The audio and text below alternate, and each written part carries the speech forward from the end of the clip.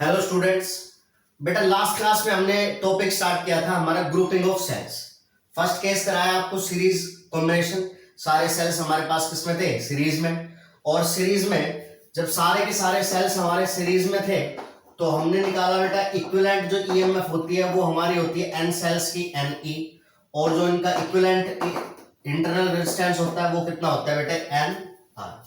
बेटा दूसरा केस किया हमने जब हमारे पास एन आइडेंटिकल सेल्स किसमें थे? हमारे पैरेलल में। तो पैरेलल के अंदर जो इक्विवेलेंट ईएमएफ आई थी हमारी वो आई थी जितनी एक रो की ईएमएफ होती है, एक रो में होता था एक सेल, तो इक्विवेलेंट ईएमएफ आई थी हमारे कितनी बेटा? ई।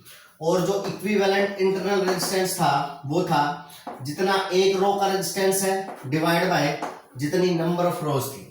एक रो यानी कि एक सेल और उसका इंटरनल रेजिस्टेंस कितना था? आर। और ऐसे कितने सेल थे? एन सेल थे, तो इक्विवेलेंट रेजिस्टेंस आया था हमारा क्या बेटे? R by N. जो थर्ड केस आता है हमारा वो आता है मिक्स ग्रुपिंग ऑफ सेल्स, यानी कि अब हमारे पास सेल्स सीरीज में भी होंगे और पैरेलल में भी होंगे, दोनों एक साथ। और देखिए कैसे इसमें हम कैलकुलेट करते हैं कंडीशन फॉर मैक्सिमम करंट। ठीक है जी, चलिए करते हैं शुरुआत। देखो बेटा, मान लीजिए ये मेरे पास नंबर ऑफ सेल्स है, आइडेंटिकल नंबर ऑफ सेल्स है इसमें। ठीक है, ये हमारे पास एक दूसरी रो है जिसमें भी n number of identical sales है। ठीक, ऐसी हमारे पास बहुत सारी रोज हैं ये। ठीक है जी, ये पहली रो, दूसरी रो, और ऐसे ही इसमें बहुत सारी रोज हैं। और ये हमारी कौन सी? nth रो। और ये हमारे दो टर्मिनल्स हैं, यानी कि इसके अंदर कितने हैं?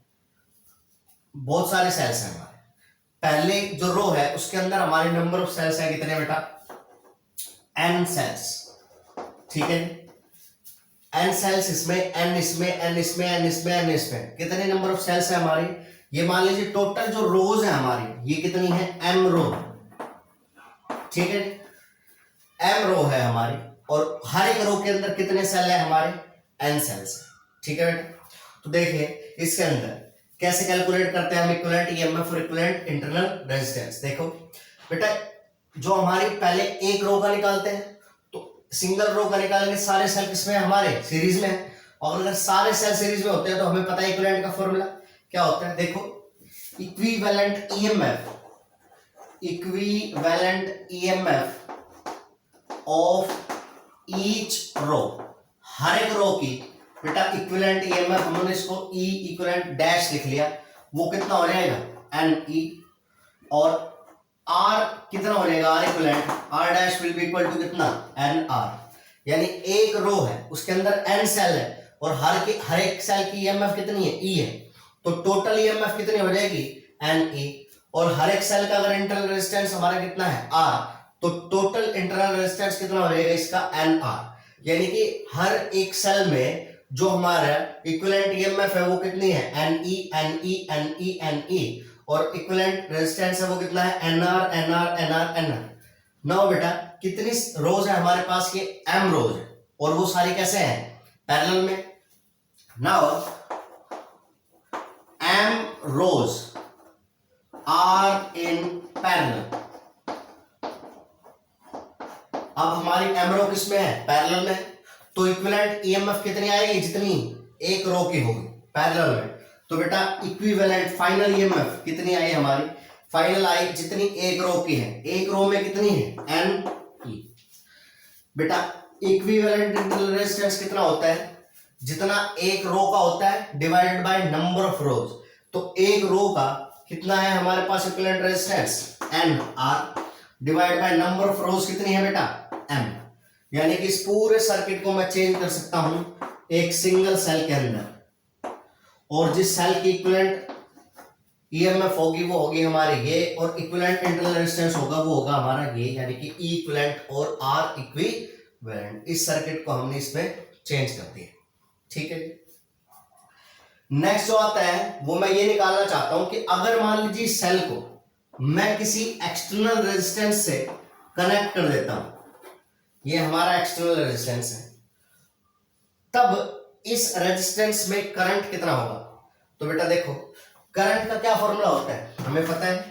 किसी ये हमारे पास कौन सी बैटरी, आइडियल या रियल बैटरी है। क्यों, क्योंकि इसके पास क्या है, इंटरनल रेजिस्टेंस है।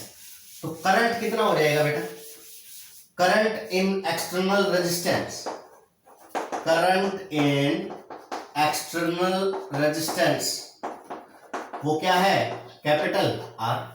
हमें पता है ना बेटा फॉर्मूला क्या होता है करंट का, करंट का फॉर्मूला होता है ई डिवाइड बाय यानी कि टोटल ईएमएफ, और यहां पर टोटल ईएमएफ कितनी है, E equivalent divide by small R यानी कि total internal resistance plus total external resistance. तो ये आया हमारे पास आर, साथ में कितना है इंटरनल रेजिस्टेंस टोटल, वो है हमारे पास N R divide by M.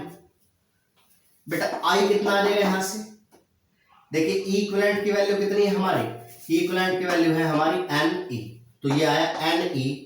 यहां से एम एलसीएम लेंगे तो ये आएगा M R plus N R, और एम कहां चला जाएगा, ऊपर। यानी कि एक्सटर्नल रेजिस्टेंस के अंदर हमारा इतना करंट है। हम करना क्या चाहते हैं, हम ये निकालना चाहते हैं कि एक्सटर्नल रेजिस्टेंस के अंदर हमारा करंट मैक्सिमम कब होगा। ठीक है जी, मैक्सिमम करंट फ्लो होने की कंडीशन क्या है वो कैलकुलेट करना चाहते हैं। देखो बेटा, इस डिनोमिनेटर को क्या मैं ऐसे लिख सकता हूं, M R plus N R is equal to under root M R का square plus under root N R का स्क्वायर। क्या मैं इसको कह सकता हूं भाई, ए का स्क्वायर प्लस बी का स्क्वायर। क्या मैं इसको लिख सकता हूं ए प्लस बी का whole square, A minus B का होल स्क्वायर, और ये इधर आता माइनस टू ए बी, तो ये आया हमारा क्या, प्लस का 2 under root M R into N R. Formula होता है ना हमारे पास A square plus B square minus 2ab, इसका फॉर्मूला होता है ए माइनस बी का होल स्क्वायर।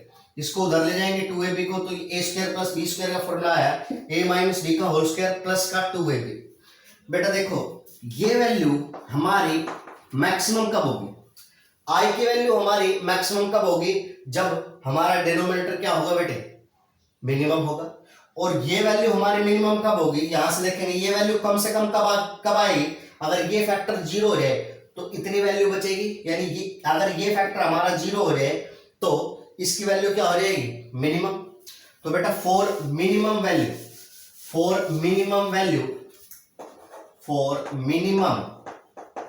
वैल्यू कह सकता हूं मैं under root M R minus under root N R, इसकी वैल्यू कितनी हो जाएगी, 0।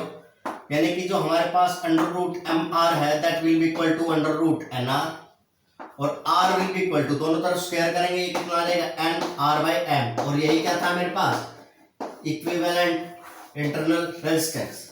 इसका मतलब फाइनल कंडीशन आ गई मेरे पास, वो क्या आई है, अगर मैं चाहता हूं कि एक्सटर्नल रेजिस्टेंस के अंदर करंट मेरा मैक्सिमम फ्लो करे, तो जो सर्किट का टोटल इंटरनल रेजिस्टेंस है वो हमारा किसके बराबर होना चाहिए, टोटल एक्सटर्नल रेजिस्टेंस के बराबर। यही हमारी कंडीशन क्या है किसके लिए बेटा, मैक्सिमम करंट के लिए।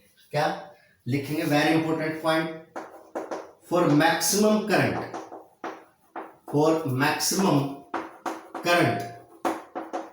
in the external resistance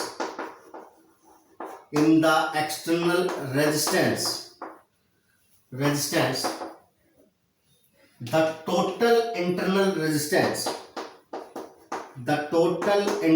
resistance should be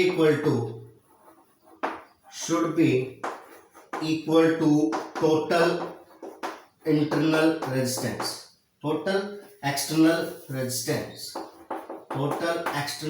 resistance. यानी कि जितना सर्किट का इंटरनल रेजिस्टेंस है उतना ही क्या होना चाहिए, एक्सटर्नल रेजिस्टेंस। अगर ऐसा है तो हमारा सर्किट में या एक्सटर्नल रेजिस्टेंस के अंदर जो हमारा करंट है वो क्या होगा बेटा, मैक्सिमम होगा। ठीक है, ये हमारे पास थर्ड था, मिक्स ग्रुपिंग ऑफ सेल्स, ये आप याद रखेंगे इसको। उसके बाद जो नेक्स्ट आएगा वो आएगा बेटा हमारा का किरचॉफ्स लॉ। ठीक है, करेंगे स्टार्ट नेक्स्ट वीडियो में। ठीक है, थैंक यू।